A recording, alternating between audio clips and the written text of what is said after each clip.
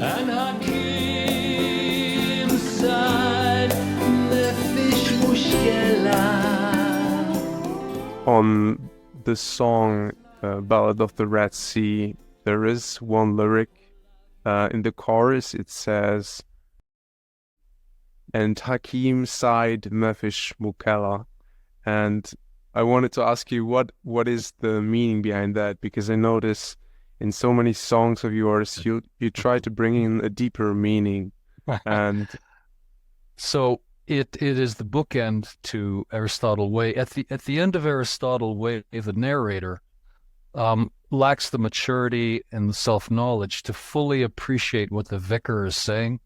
The vicar in the tarot card reading says, you have to let it go, son. I mean, Aristotle Way. He's saying you've got to let the past go. In order to live your future, you appreciate the past, you understand it, you acknowledge it, but you've got to let it go. But he can't quite do it. So at the end of Aristotle Way, the final image is, and I think of lovely mermaids, you can see them at the close of day as the sun goes down and the stars come out over Aristotle Way. So he's still there. He's still in the past. He's still in his unconscious. He cannot let the mermaids go.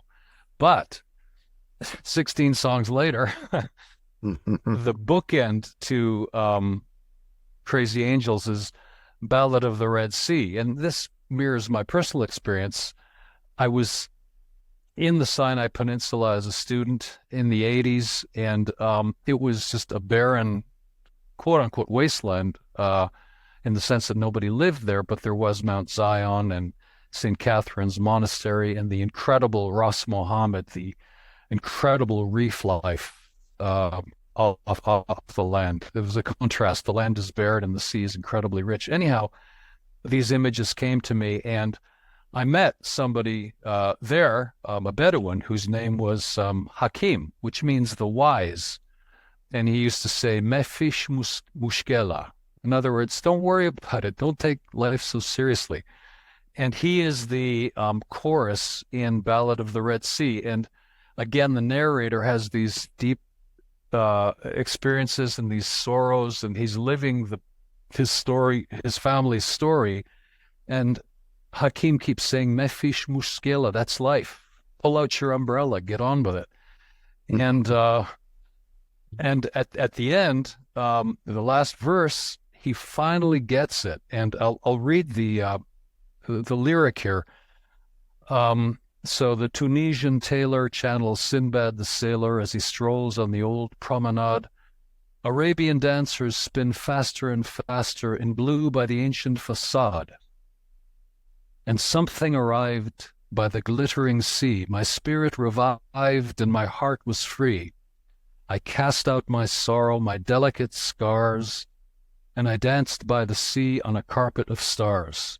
I felt light, I felt free, inshallah, God willing. And Hakim cried, Mefish mushkela, that's life, a gay tarantella. The rains will arrive, the desert will thrive, and we all will survive, inshallah, inshallah. So finally he gets it. And for those not paying attention, I mean, those are some unbelievable lyrics. I mean, Pascal, he's the true, Thank you. He's the true poet. And, you know, you could even turn this into like a storybook, like the descriptions, and it's just absolutely, I'm so, you know, privileged to be able to work with an artist like Pascal, because these are incredible songs. And, you know, I'm sure I've said this before, but I'll say it again. But, you know, when I'm working with Davide, who's our featured piano player in the band, and, you know, I've also had him help out on some of the arrangements, and we'll be here in my studio mixing, and like we just look at each other and we kind of shake our heads, and we just like, how's this guy doing this? Like, how is he? Like, we're both in awe of just like how good the songs are, because the problem today is, you know, that everything is, you know, they actually have a term for it now. It's the millennial whoop. You know, like all these songs going,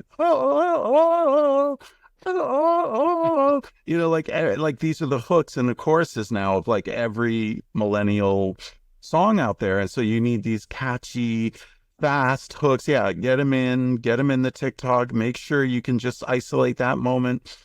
And yeah, we're just like, you know what? That doesn't give people time to like, you know, like really, really enjoy something that, you know, took time to craft. And, you know, Pascal, the songwriter, is taking his sweet time, and I certainly take my time on the production. You know, like some of my productions come out, they just flow, and it's like effortless. And then sometimes, you know, like recently, actually, I was having real troubles on string arranging, you know, on one of your songs that we're doing. I think the last song I did, I forgot the name of the title. Phantom Love. So Phantom Love anymore, because he's writing hundreds of songs, and I forget sometimes. But yeah, I've been going back and rewriting them, and on Nicaragua Moon, in fact, also those guitar lines, you know, those really heavy sort of, you know, reggae inspired, you know, beautiful muted guitar doubling on, you know, the bass, like those I had to rewrite those. Originally it was a little bit more like a bass line from, actually it's exactly the same bass line originally, from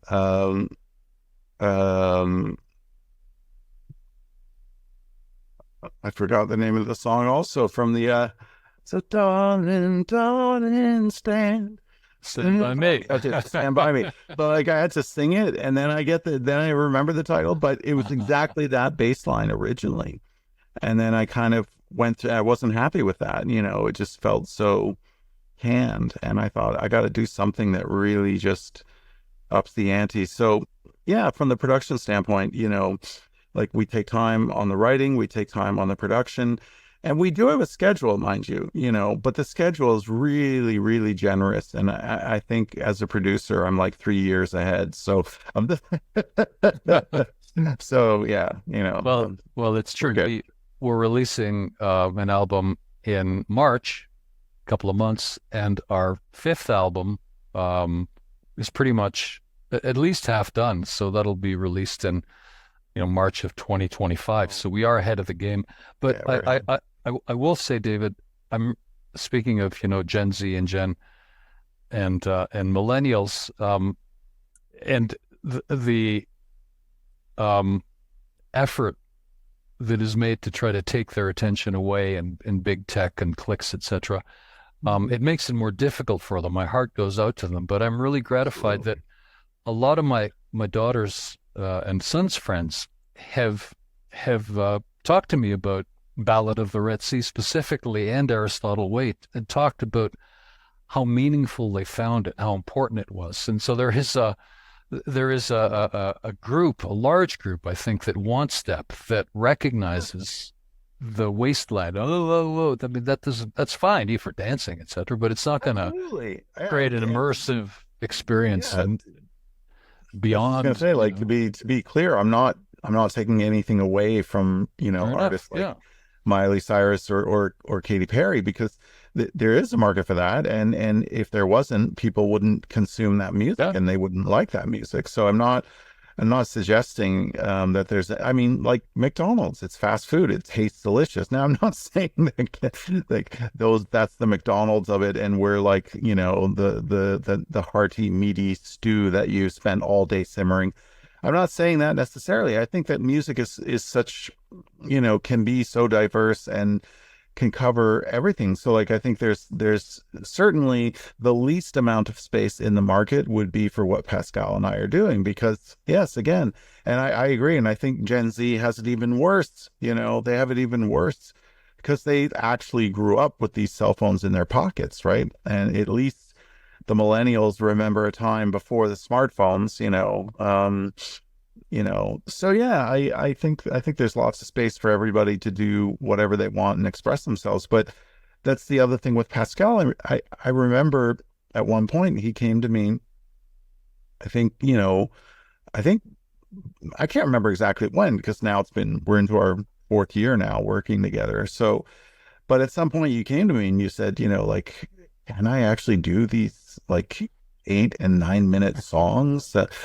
I said, well, you want to get technical. It's kind of like 3 songs in one. It's like, and eventually I started paying the band double scale for epics because I sort of felt it was like the fair thing to do because they're literally doing, which is fine. I mean, not every song is one of these epics, but the answer to him was absolutely. This was the big debate over Hey Jude because the Beatles wrote this song. It was like, I don't remember, like 5 or 6 minutes long. Oh, well, they'll never play that on the radio. It'll never be a hit. And well, that turned out to be false, right?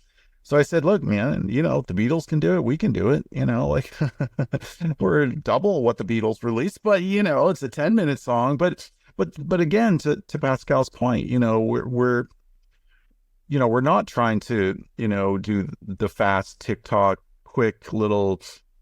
I mean, it's funny. I laugh because, when you put out little snippets and I see them on YouTube, they are those little quick and fast, little snippets, and they're great, mind you, because that's your world, right? So you're good at sort of condensing a lot into a small amount of space, So, but yeah, like that's the thing. I don't think we're not interested in doing big hit songs. And I mean, occasionally, like, we do think about the business side of things, but that's not the primary concern.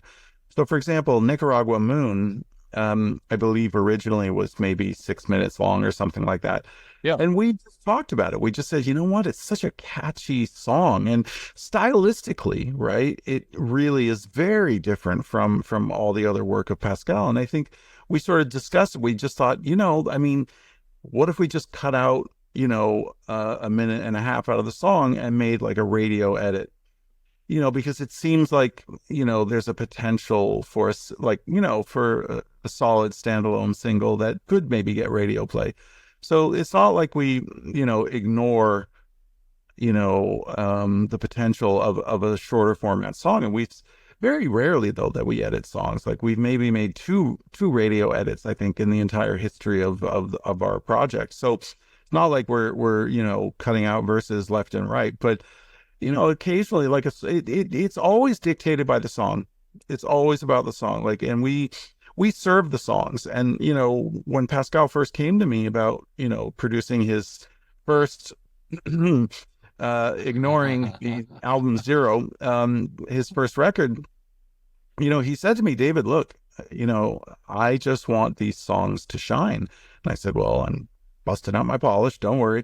He's like, and I don't even care. Like, if we hire a singer, and I was like, are you kidding me? Absolutely not. You're singing these songs. They're your songs. He's like, yeah, but for me, I mean, I'm not trying to be a singer. I'm trying to be a songwriter. And I'm like, yeah, well, you also are a great singer. And, who's better to interpret the lyrics than the original author? But there was, for about 5 minutes, a discussion about Pascal not actually singing the songs, because he wants the songs. It's the songs. It's really the songs. It's always been about the songs, about the lyrics, about serving the lyrics, and finding the best arrangements to work.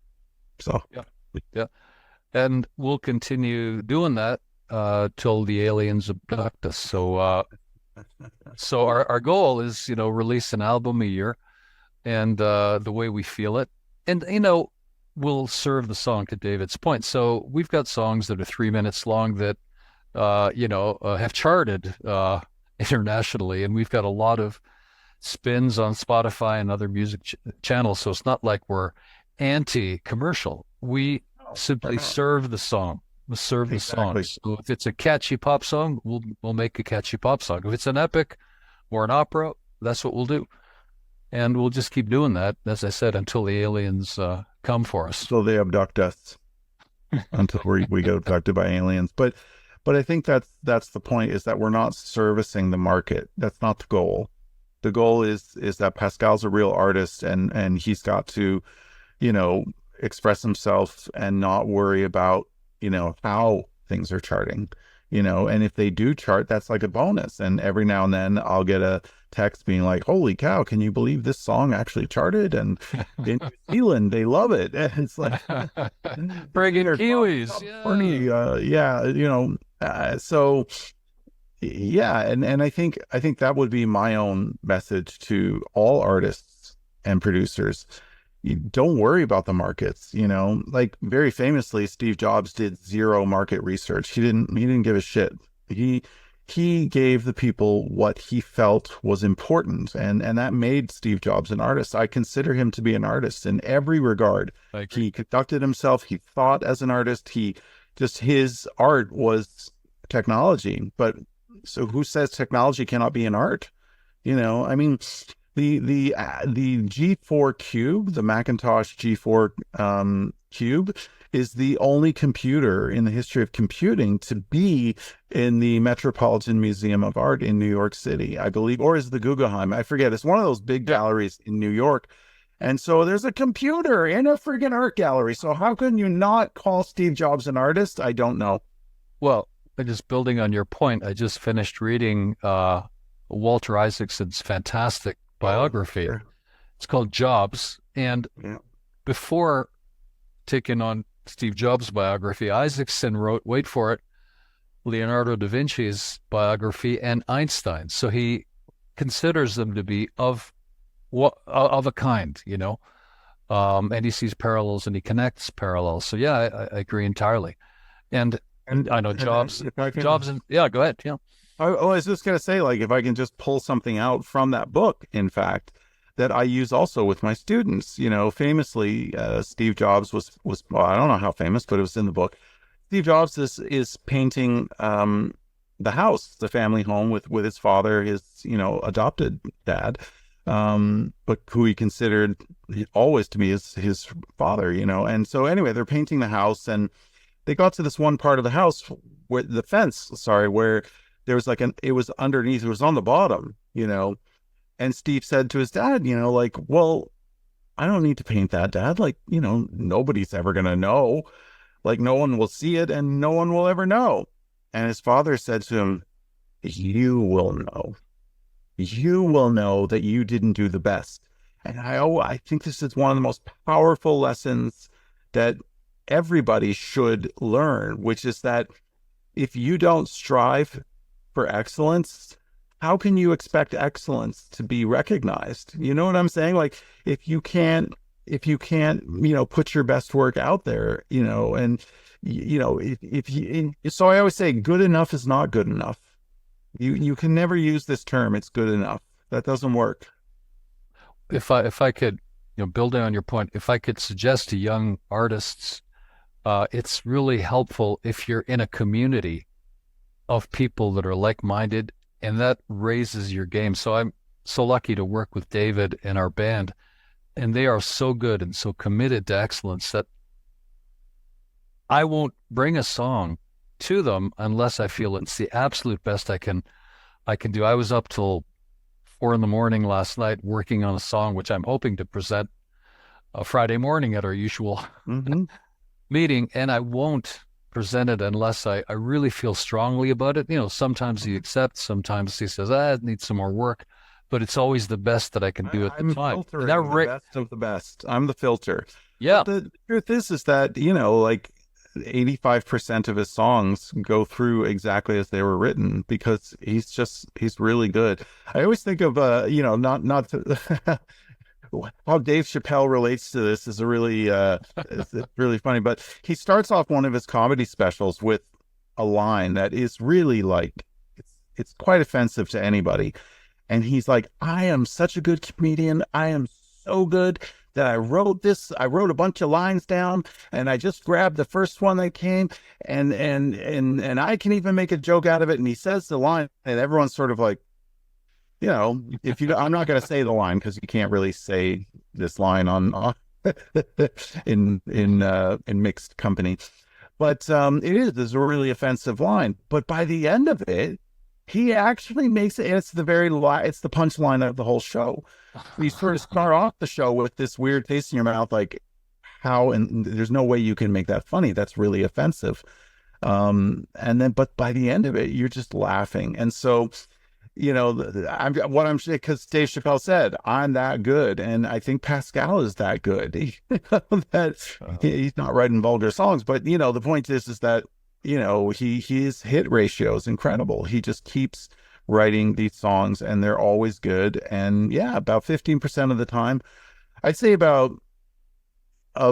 the 15 songs or so that on 100 that I send back, maybe 10 of those sendbacks are just on very small things, like, make the chorus a little stronger.